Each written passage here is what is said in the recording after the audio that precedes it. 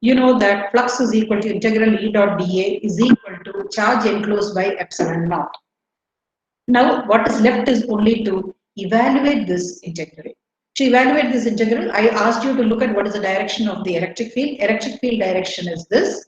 And you can see that if I take an area vector here, dA, the area vector direction is also the same.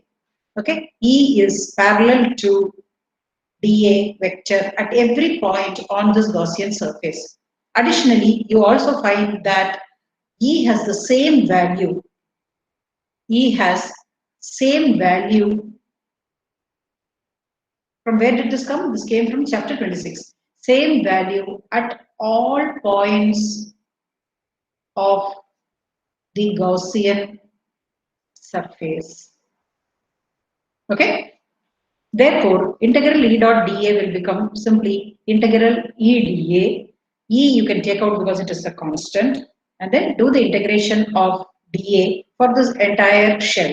So that just becomes the surface area of the shell, which is 4 pi r square. So now you want E into 4 pi r square is q by epsilon naught. Therefore, E is equal to q by 4 pi epsilon naught r square, which is Coulomb's law. Now, I only want to ask you something.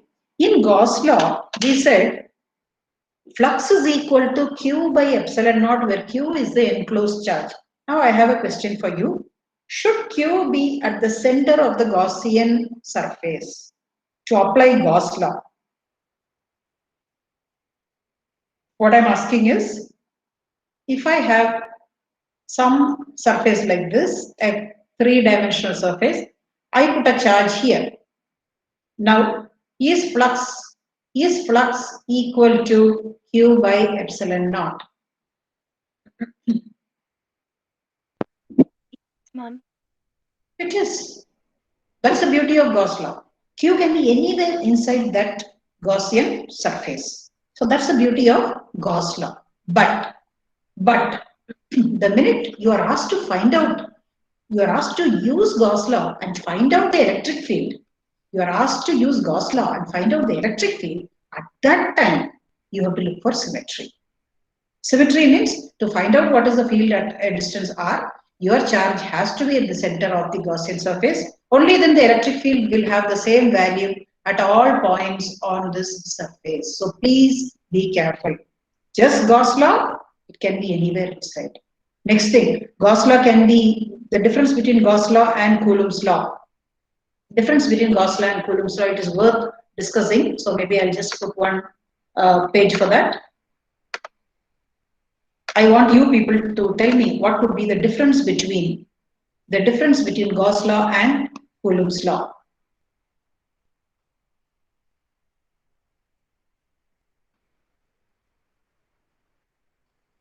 Anyone? Let's start Coulomb's law on this side, Gauss law on this side. Yeah, what do you think is the first point? Coulomb's law can be applied to what kind of charges? Charges at rest.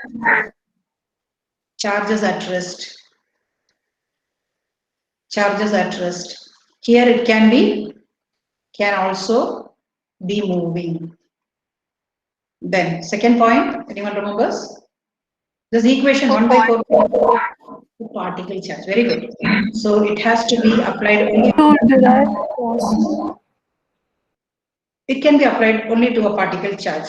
But in Gauss law, you're going to see that it can be applied even to discrete or continuous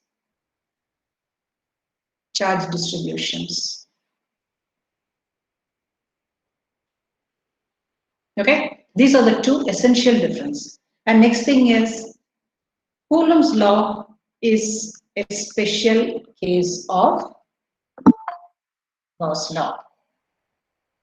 Okay, so whenever you are just talking of Gauss law, you can just take any three-dimensional surface, talk about some charge inside and say that flux is equal to q by epsilon naught. You don't have to even bother about the size or shape of the Gaussian surface. But then when you have to apply Gauss law to determine the field, at a point, then for a point charge, the Gaussian surface is going to be a sphere, and then You take a sphere simply because of the symmetry of the electric field. Electric field will have the same value everywhere on the surface. So that's the reason why you're taking a sphere. And secondly, electric field will be always normal to the surface.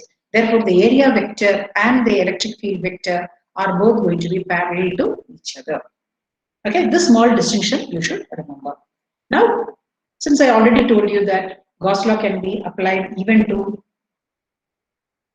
to continuous charge distributions. Now, I am surprised that nobody's asked me this question. Ma'am, you said Coulomb's law can be applied only to particle charges, but then how did you do line charge?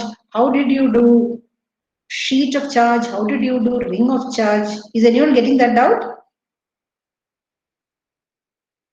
Yes, ma'am, I got it. I'm glad you got that out. Please ask. Okay. But then if you look at those expressions, we didn't just directly put the Coulomb's law. What did we do? We could not treat a ring of charge as a point charge. We had to take every bit on that ring and then write Gauss law for one bit and then do an integration for that entire circle. Same thing for a line charge also. You remember that? So you did not get the equation 1 by 4 pi epsilon naught q by r square. You never got it. Coulomb's law in this form can be applied only to point charges. But Gauss law, flux is equal to q by epsilon naught can be applied to any distribution of charges. Discrete means I thought somebody would ask me what's the meaning of discrete. Discrete means charges, point charges which are not touching to each other. This would be discrete. Okay, if I say this is Q1, Q2, Q3, etc., this is a discrete collection. On the other hand, if I'm talking about a plate and I'm talking of charge everywhere on it, this is a continuous charge distribution. So you can apply to continuous charge distribution and to discrete charge distribution. But Coulomb's law in this form can be applied only to point charges at rest. Okay, so now that we have seen that you can apply it to continuous charges, we will next take a known continuous charge distribution. It's a line charge. It's a uniform linear charge density. Okay, you're going to take an infinitely large line of charge and the distribution is uniform. That means lambda is some constant. Everywhere lambda is going to be a constant. Okay, it's got the same value. Wherever you find lambda on this line, lambda is going to be a constant. And what is the job? The job of this chapter is to find electric field using Gauss law. Okay, so here I want to find out electric field, let us say I want to find out the electric field at a distance r from the line charge distribution, at a perpendicular distance r from the line charge distribution. I want to find out what is the electric field. So I have to now go for symmetry. What is the symmetry? You have seen in chapter number 26 that the electric field has symmetrical symmetry for a line charge. That means if this is my line charge, I can actually imagine a cylinder. I can imagine a cylinder, and at every point on that cylinder, the electric field value is going to be a constant. And at every point on the cylindrical surface, the electric field will be normal. It will be normal to the surface, and outward normal if it is a positive charge, and inward normal if it is negative. You remember this? What is the meaning of cylindrical symmetry?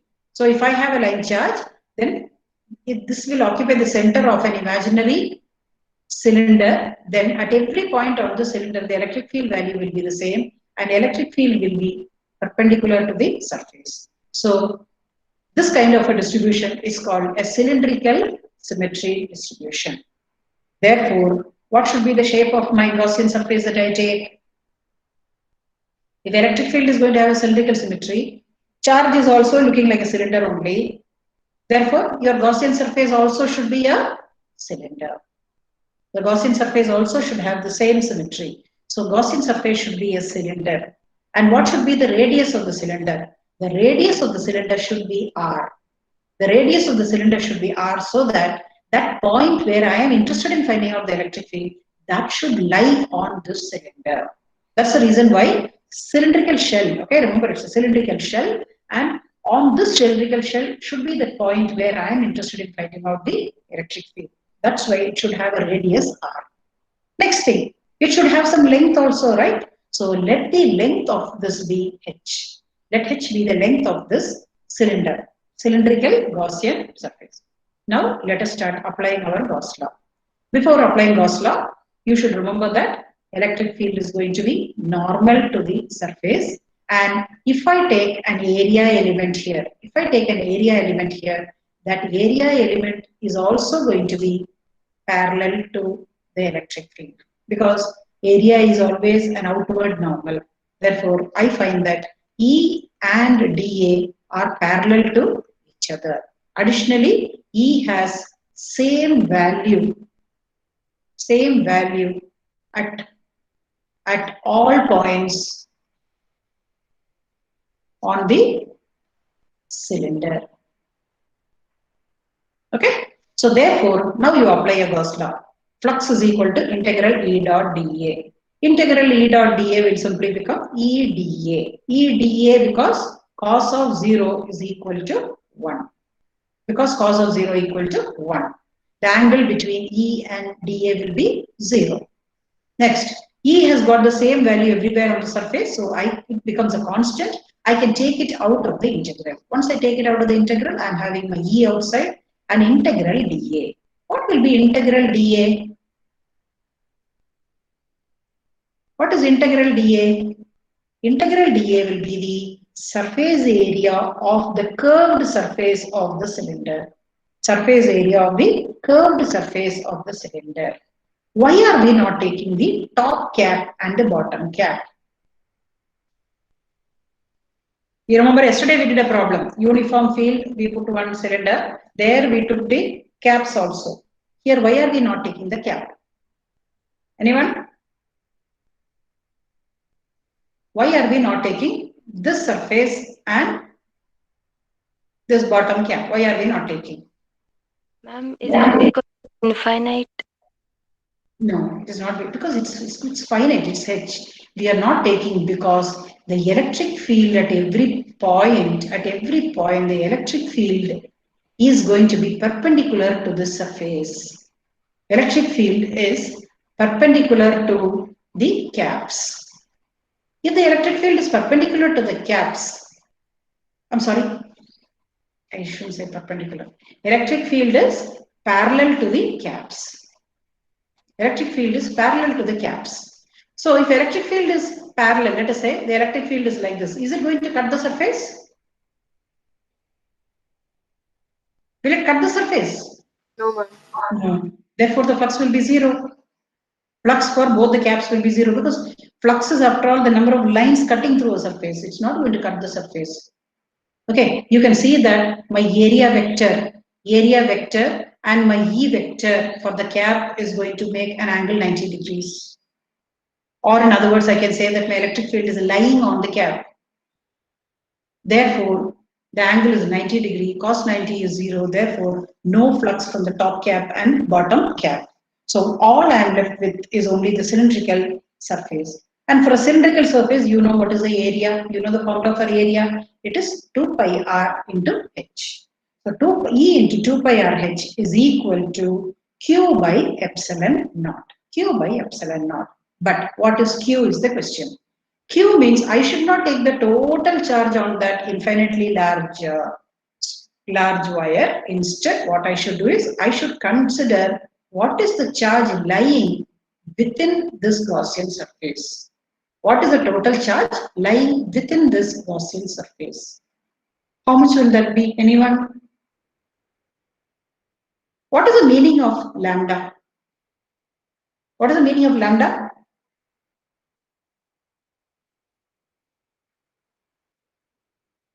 What is lambda? Linear charge density and final. Density. That means charge per meter, charge per unit length. So I know that lambda is charge per meter, charge per unit length. If I know my lambda, can't I find out how much charge is there in this height h, in this length h? Cost of one chocolate I know. What is the cost of 5 chocolates? If cost of one chocolate is 2 rupees, what is the cost of 5 chocolates?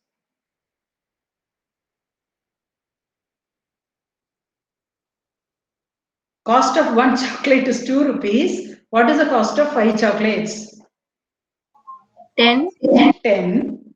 Use the same logic here. I know the charge in 1 meter length. What is the charge in h meter length?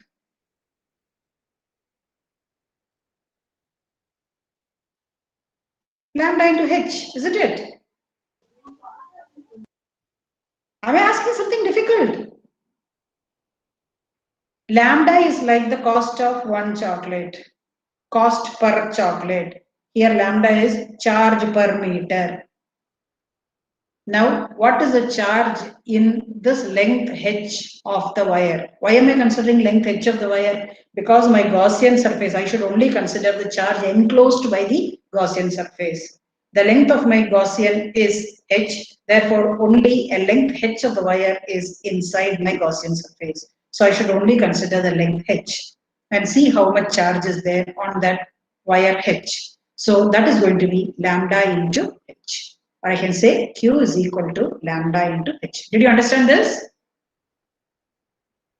Yes, Yes, ma'am. So now you look at this, you cancel out h and h from both sides and then get your 2 pi r to the denominator on the right hand side. So what will you get? E is equal to lambda by 2 pi epsilon naught r. So this is the result that you will get. You got the same result in chapter number 26, but there you got it after a lot of integrations and finding out the components and cancelling out of a component. Then there was there was one component which escaped, and that was from both sides. You got that one component, and then you added up. You did a lot of things there. Okay, it was a lot of mathematics. Whereas now things have become very simple, very simple. If I again must repeat, at that time what you did was you took an element on the top, then you took a mirror element from the bottom, and then found the net field at a point. Then you found out that the components were cancelling out and one component was adding up.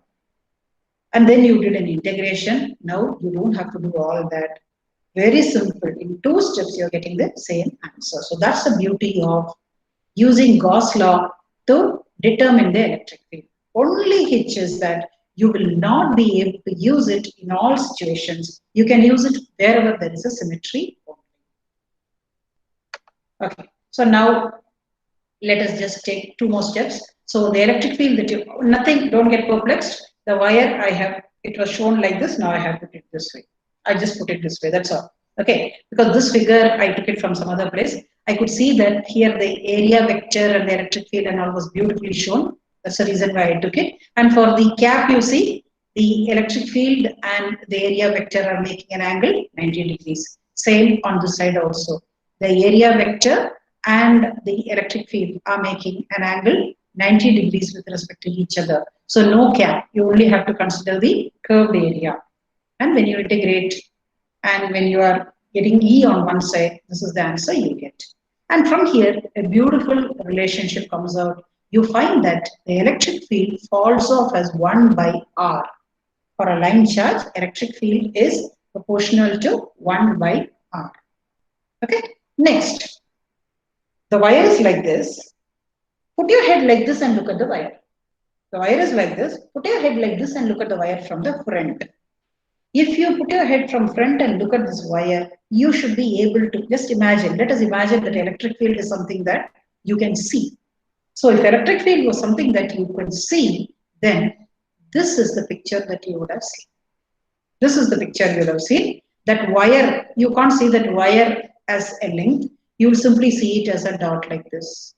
You'll see it as a dot, and all around it, you will find that the electric field will be radially out, and it is having what is called a cylindrical symmetry. Okay, in the case of point charge, what symmetry was that?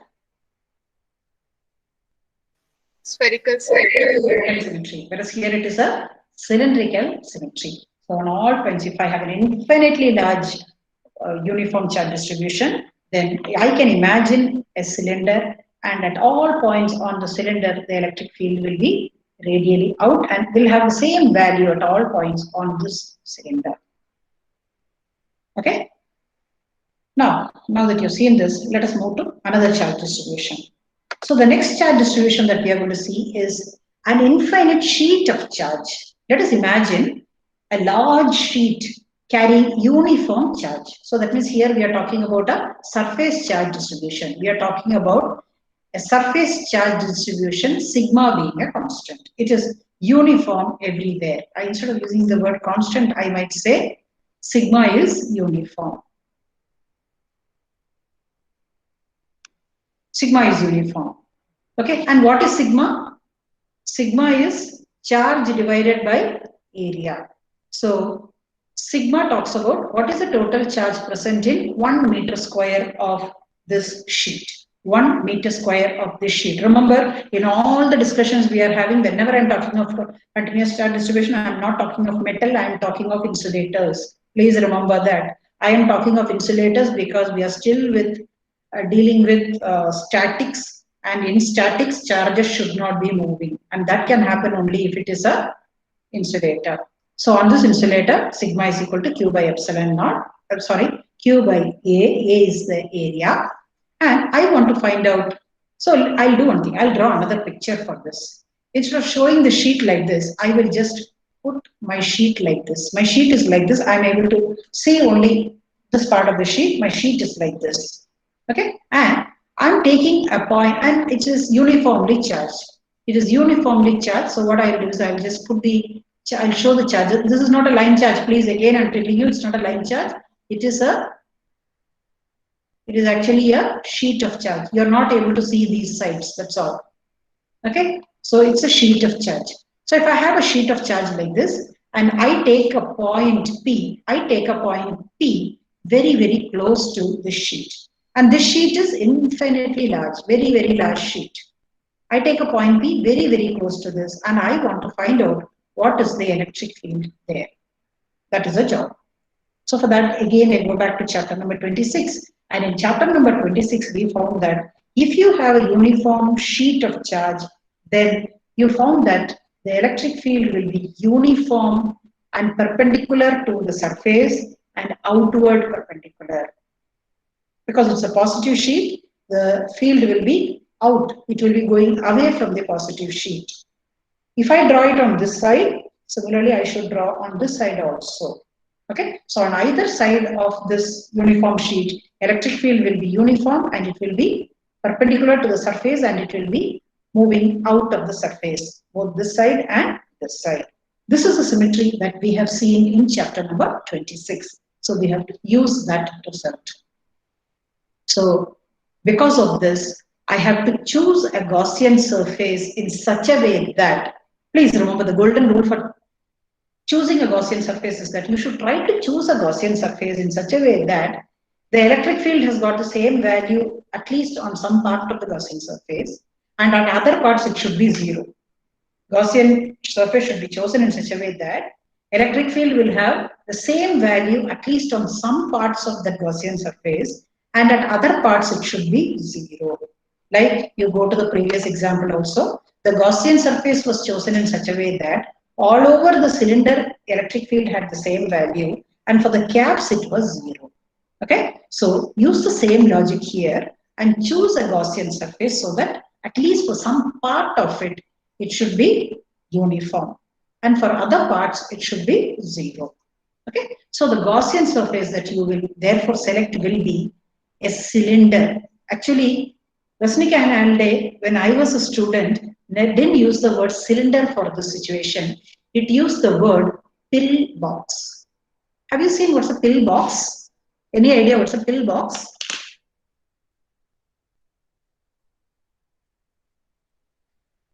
Do any of your parents take any medicine for BP or diabetes or something? Or your grandparents? Yeah, there may be people. And in some families, you must have seen that people will have boxes like this. Small box, a box like this, which is having a small height, but then the area will be larger. This is called a pill box. Okay, so here what they do is, actually the authors did it correctly when we were students. After that, subsequently, they removed the word pill box and they started putting the word cylinder. Okay, only thing is, now this is my surface. The cylinder, Gaussian surface is going to be a cylinder okay, protruding like this, and on both sides the cylinder will be there. And the cylinder will enclose a part of this surface, a part of the sheet of charge. Okay, and why it was called a pillbox means the height of this cylinder used to be very small. Why should it be small? It has to be small because we are interested in points very, very close to the surface. That's why it used to be called a pillbox. Okay, so can you imagine this? I hope you are able to imagine this. My cylinder is this and my surface is cutting through this. Half of the cylinder is here and half of the cylinder is on this side. And the cross section can be anything. Here we have taken a circular cross section with area A. So that means this side also area is A. Now here what happens is, I'll draw a picture here. So here what happens is A and A. Here what happens is, this is my sheet. So the sheet also will have an area A inside the Gaussian surface. An area A inside the Gaussian surface. And how will my electric field look? My electric field will be like this. My electric field will be like this. So when you are finding out what is going to be the flux through the curved surface will be 0. The flux for the curved surface will be 0 because you can see that field lines are not cutting the curved surface. Field lines are only cutting the two caps. It's only cutting the two caps. Okay. And if you see what is the area vector direction, you will find that the area vector direction is this on the side. And here the area vector direction is this, because outward normal. Gaussian area will be always an outward normal. Additionally, you are finding that the electric field is uniform everywhere for both the caps. Okay, and you are finding that electric field is parallel to the area vector. Therefore, integral E dot dA will be simply E dA, okay, because E and dA are parallel vectors, and you have two caps. Therefore, you get 2 times E into integral dA. Okay, and integral dA will be A, the area of the cap. Therefore, on the left hand side, you will get 2 times EA, and on the right hand side, you have to take the charge enclosed by the Gaussian surface. What is the charge enclosed by the Gaussian surface? Cost of 1 mango, cost of 5 mangoes. Same logic. Charge in 1 meter square is sigma. Charge in an area A will be sigma into A. Therefore, the charge enclosed will be sigma into A. So instead of Q, put sigma into A. This A and this A will cancel out. Get your 2 to the denominator. Therefore, you get electric field is equal to sigma by 2 epsilon naught. Isn't it simple? Is it difficult when compared to integration? One day silently, I just log out. Hey, did you understand what I'm teaching? Yes, ma'am. Isn't it simpler when compared to chapter number 26? Yes, ma'am. But you needed chapter number 26 to use Gauss law because you just needed to know how the field line distribution will be. Using that symmetry only, you chose your Gaussian surface the way you wanted. Okay? Therefore, the electric field at points close to a uniform sheet of charge will be sigma by 2 epsilon naught. Remember, we are dealing with only insulators. Okay, now let us next use Gauss law to find out the electric field both inside and outside. A uniform shell of charge. So for this, you have to use your shell theorem. Okay, and you know that according to shell theorem, electric field inside will be 0 and outside the electric field will be radially out. There is a spherical symmetry. Therefore, your Gaussian surface has to be a sphere. Okay, so first let us find out if capital R is the radius of the charged shell, and you want to find out what is the field at this point. At this point where r is small r is less than capital R, where small r is less than capital R, then what do you do? Then what you do is use the symmetry argument and choose always draw Gaussian surface with dotted lines. Okay, use your symmetry and take a Gaussian surface of radius small r so that the point P lies on that Gaussian surface. And again, you know that you just have to apply your Gauss law, sigma equal to, or okay, let's do this. Sigma equal to, I will call this surface as S2. Therefore, sigma is equal to integration over S2 E dot dA. And what is the charge enclosed by this Gaussian surface, S2? Is there any charge inside? No, ma'am. No, it's a shell. So there is no charge inside. Therefore, the right-hand side becomes 0. Right-hand side becomes 0. And this left-hand side, if I integrate, will become E into 4 pi r square equal to 0 by epsilon naught. You know that r is non-zero, 4 pi is non-zero, therefore E has to be 0. So you get the result that electric field will be 0 everywhere inside that shell. Okay? Now let us do for a point outside. If I take a point outside at a distance r, so that r is greater than capital R, the radius of the shell. Now according to shell theorem, this entire thing will be seen as a point charge located here. Okay? So let's not use shell theorem. Without even using shell theorem, we will construct a Gaussian surface which is a spherical shell because our charge distribution and our field distributions have spherical symmetry. So now take this surface S1, which is our Gaussian surface, and then draw your electric field and see, draw your area and see. Area and electric field are parallel to each other. So integral E dot dA will become equal to E into 4 pi r square. And on the right hand side, what is the total charge on the shell? The total charge on the shell is the total charge enclosed by the Gaussian surface. Therefore, that charge is Q. Okay, so Q by epsilon naught is the right hand side. Therefore, you get electric field as 1 by 4 pi epsilon naught r square into Q. This is for a point outside the shell. For a point inside the shell, electric field is 0.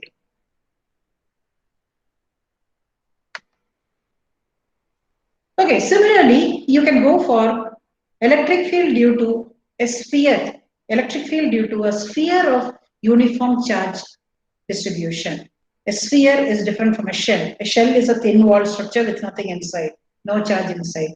Whereas a sphere is, imagine it's filled with charge and uniformly distributed charge. Therefore, rho is uniform. Volume charge density rho is uniform. And you're supposed to find out what is the field at two different points. If capital R is the radius of the sphere, okay, then you're supposed to find out what is the field at small r less than capital R and small r greater than capital R. At both these points, you have to find out the field. So you have to, there is a spherical symmetry. So what we have to now do is, let us first do for r greater than or equal to capital R. That means for the point outside. So use spherical symmetry argument and then construct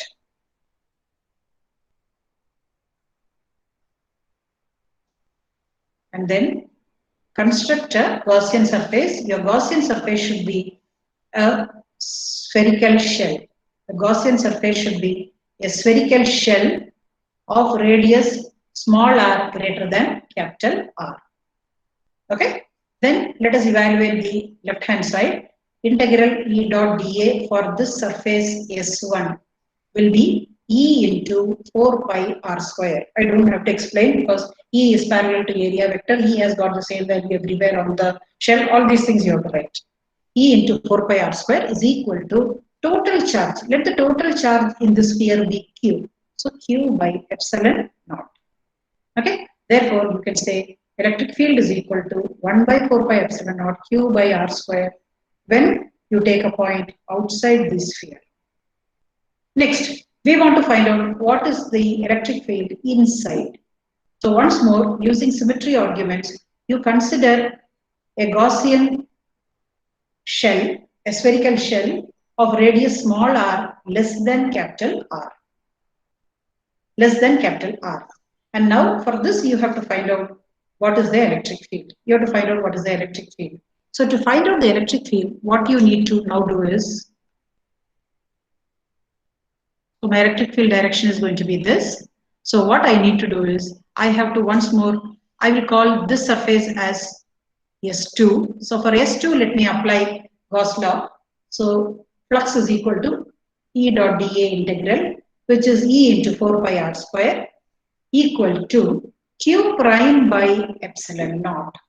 Q prime because Q is the total charge in that entire sphere, but I have to now look at what is the charge enclosed by my Gaussian surface. So that charge is only this much. So I will call this part of the charge as Q prime. Are you understanding this, guys? Every time you have to consider what is the total charge enclosed by the Gaussian surface. When you take a big Gaussian surface, that entire charge of the sphere is enclosed. But then when I take that small Gaussian surface, that entire sphere, spherical charge is bigger. So only part of that spherical charge is enclosed by my surface S2. Let me call that charge as Q prime. Okay. Therefore, my electric field will be 1 by 4 pi epsilon naught Q prime by r square. Q prime by r square. Now in chapter 25 and 26, we have seen how to find out Q prime. We have seen how to calculate Q prime. Q is the charge in this total volume. So can you tell me what will be rho? Q is the charge in the total volume of the sphere. So what will be rho? Q by 4 by 3 pi capital R cube. Capital R cube. So the cost of one chocolate. Next, I want to know what is the charge present in that small Gaussian surface. So that will be rho into the volume of that small sphere. Volume of that small sphere, which is 4 by 3 pi small r cube. Or this becomes Q by capital R cube into small r cube. So this you have to use. This you have to use. Put it into this equation for Q prime. When you do that, you get the expression for electric field as E equal to 1 by 4 pi epsilon naught Q small r divided by capital R cube. Please remember, this holds good only for points which are lying inside the sphere. For outside the sphere, the entire charge you have to take. Or you find that electric field, you're finding that the electric field is proportional to R for R less than capital R. Okay. Now, if you're going to plot, we have seen this plot previously also. I have drawn this. You can refer. So, if you draw electric field versus R, it is directly proportional to R till you reach the surface. Till you reach the surface. After that, it falls off. It starts behaving like a point charge. So, it falls off as 1 by R square. Okay. So, with this, we have to wind up the syllabus for the test. Now, maybe before that, I will just ask you to solve these problems. We'll spend 5 minutes solving these problems. Okay, I have two sheets, two insulating sheets, uniformly charged, carrying charge plus 6.8 microcoulomb per meter square and minus 4.3 microcoulomb per meter square. Can you find out the field on the left, in the center, and on the right? How will you do that? So what I will do is, instead of showing a sheet, I will show just the cross section of the sheet. The sheet will look like this. So positive sheet. This will be negative sheet. Okay, this carries a charge sigma plus, this carries a charge sigma minus, and you are supposed to find out on the left, let us do, find out the electric field at this point. So what should you do? You have to use the principle of superposition.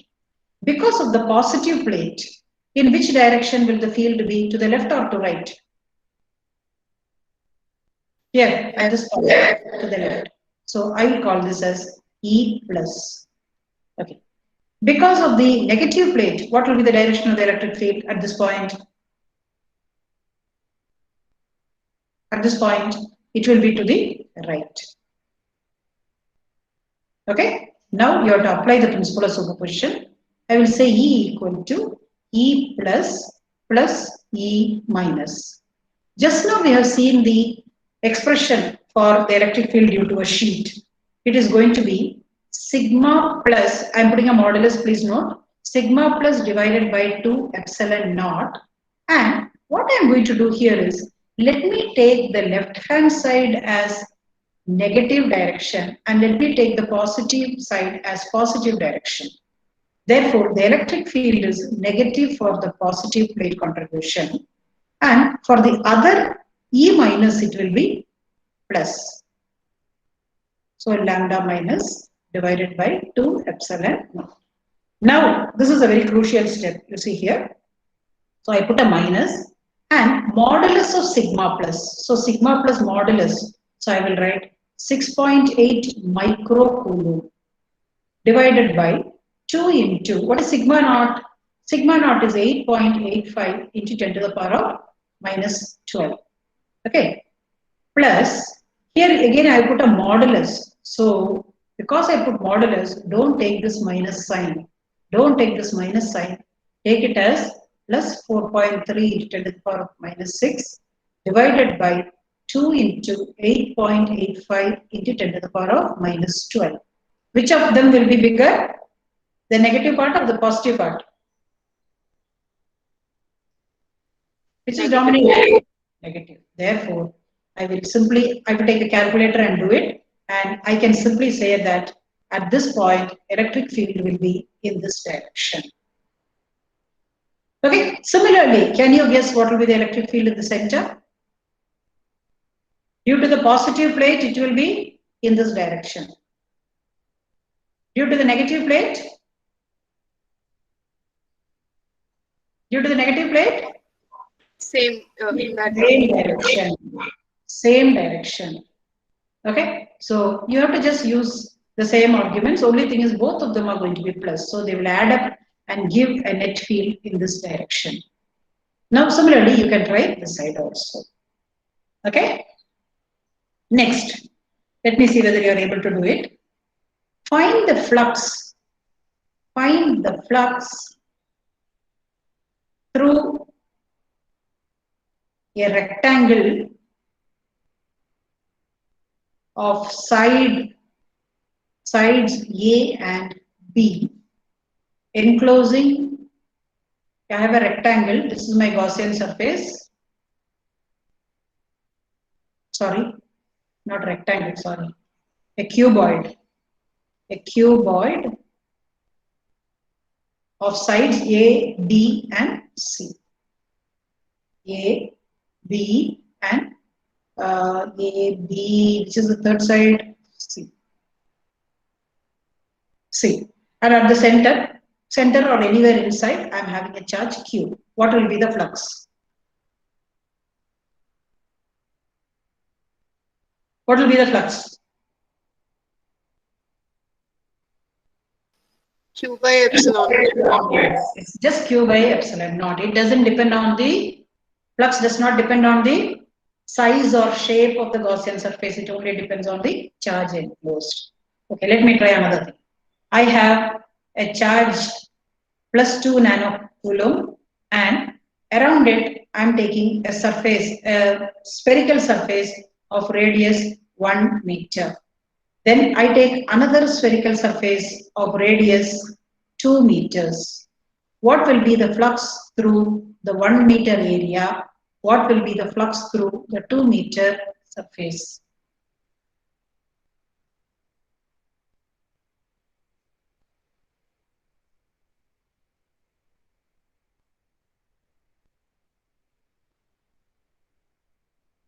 It will be the same.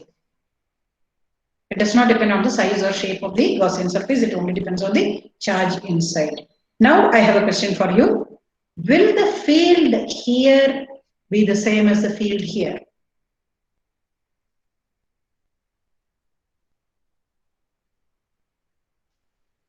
Think and answer. Will the field be the same for both the surfaces? No, ma'am. Field will not be the same. Field will not be the same. Field is going to depend on square of the distance. But flux will be the same. So like this, I could even give some numericals like, I give you a spherical shell containing a charge plus 2 nanocoulomb. Let the radius of the shell be 1 meter. What is the electric field at half meter from the center? What is the electric field at 4 meter from the center? You just have to do these kind of very simple problems. I think there is an assignment that madam yesterday put. I gave it to her, so I'm sure she's put it already. Okay, so just work out those problems and you get some idea. And remember, this chapter is not complete. We have not included conductors. Gauss law can be applied to conductors also. That part I have not added. That is not there in the test. It's not part of the syllabus for test 1. Conductor is not there. Only till insulator is there. Gauss law can be applied to conductors also because moving charges also Gauss law can be applied, we have seen. Okay, therefore that can be applied, but that will be for test 2. So one more class, that part of the syllabus will be done. Any doubts you want to ask?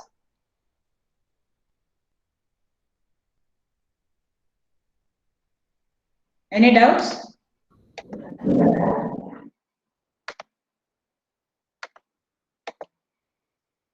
No doubts? Okay, if you don't have any doubts, then we will meet on Monday. Okay, so you people can leave. Good day, and please log out, guys. I find that some people are still logged in even after I have left. Please log out. Don't stay. Ma'am, Yeah. again we received another mail now. What is that? We received another mail, ma'am, stating that the timetable they sent isn't for the classes but for the exam, the common hour time. It is the common hour time. It is for the sake of common hour that it has Yes, been. ma'am. It is not the new timetable. Okay? Yes, ma'am. Yeah. Okay then. Good day. Yes. Thank you, ma'am. Yeah. Thank you, ma'am. Yeah.